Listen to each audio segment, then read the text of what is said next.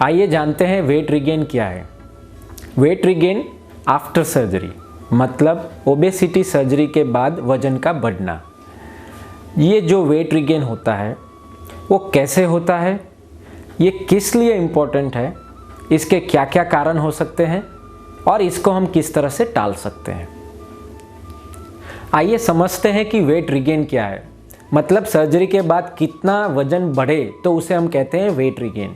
अक्सर ये जाना जाता है कि कोई भी सर्जरी के बाद जो मैक्सिमम वेट लॉस होता है और 1 साल के बाद अगर वेट बढ़ता है जैसे कि मोर देन 10 kg होता है तो उसे वेट रिगेन कहते हैं। दूसरी मेथड ये होती है कि more than 25% of access weight loss, जैसे कि अगर किसी ने 60 kg वेट लॉस किया है सर्जरी के बाद तो उसमें का 25% वेट गेन करना, जैसे कि 19 kg अगर उसका वेट गेन होता है तो उसे हम वेट रिगेन कहते हैं। ये वेट रिगेन जो होता है वो हमारे लिए बहुत कंसर्न होता है। जैसे जैसे वेट बढ़ता है तो वैसे वैसे वेट बढ़ने की वजह से शरीर में दूसरी चीज़ें भी इम्पोर्टेंट हो जाती है, जैसे कि डायबिटीज़। अगर 10 से 15 kg बढ़ता है तो उसमें डायबिटीज़ वापस आने की संभावना रहती है। तीसरी बात, अगर हम वेट को कंट्रोल इनिशियल पीरियड में ही नहीं करते हैं तो अक्सर जितना रिजल्ट मिलना चाहिए वो कम मिलता है। आइए जानते हैं कि वेट रिगेन के कौन से कारण हो सकते हैं। आप देख सकते हैं कि मुख्यत्वे 3 कारण दर्शाए गए हैं, जिसमें से सबसे बड़ा इम्पोर्टेंट कारण ये होता है कि कौन सी टाइप की सर्जरी की जाती है। जिन पेशेंट का वेट बहुत ज़्यादा होता है और उसमें सिर्फ वर्टिकल स्लीव गैस्ट्रेक्टमी मतलब जो होजरी का साइज़ कम किया जाता है तो उनमें अक्सर देखा जाता है कि वेट रिगेन वापस हो सकता है।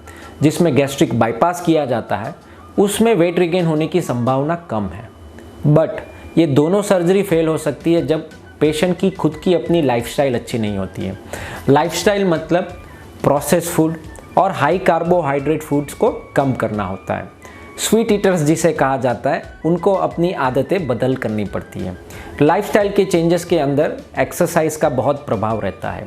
तो कोई भी सर्जरी की जाए अगर लाइफस्टाइल को नहीं सुधारा जाता तो उसमें वेट रिगेन होने की पूरी संभावना रहती है।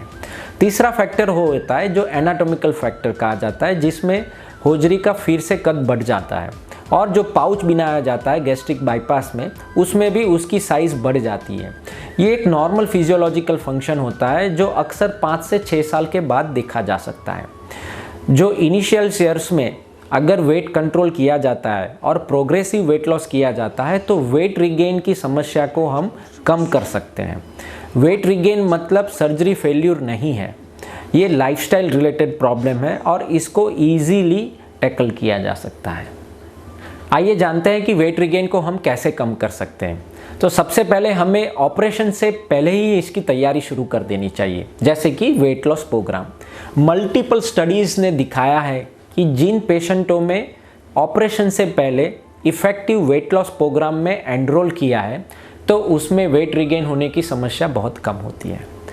दूसरी, ऑपरेशन के बाद मुख्यत्वे पहले 2 साल बहुत इम्पॉर्टेंट होते हैं। इन दोनों सालों में आपको अपनी लाइफस्टाइल को एडहेरेंस रहना है, लाइफस्टाइल को चेंज ज़्यादा नहीं करना है और वेट लॉस को प्रोग्रेसिव करना है। अगर कहीं पे भी आपको लगे कि वेट लॉस प्रोग्रेसिव नहीं हो रहा है तो आपको फॉलोअप में आना चाहिए। हो सकता है कि आपके डाइट में फेरफार हुए हो या फिर आपका रिसेंटली एक्सरसाइज और प्रोटीन इंटेक कम हुआ हो, तो इस संदर्भ में आपको तुरंत फॉलोअप करना चाहिए ताकि आप वेट लॉस को प्रोग्रेसिवली मोड में ला सकें। दोस्तों, अगर आपको और कोई क्वेश्चन हो, डाउट हो ऑपरेशन के बाद तो आप ये मेरे डिस्प्ले किए गए नंबर पे या ईमेल पे मुझे कांटेक्ट कर सकते हैं। हम आपको ज़रूर रिप्लाई देंगे। Thank you.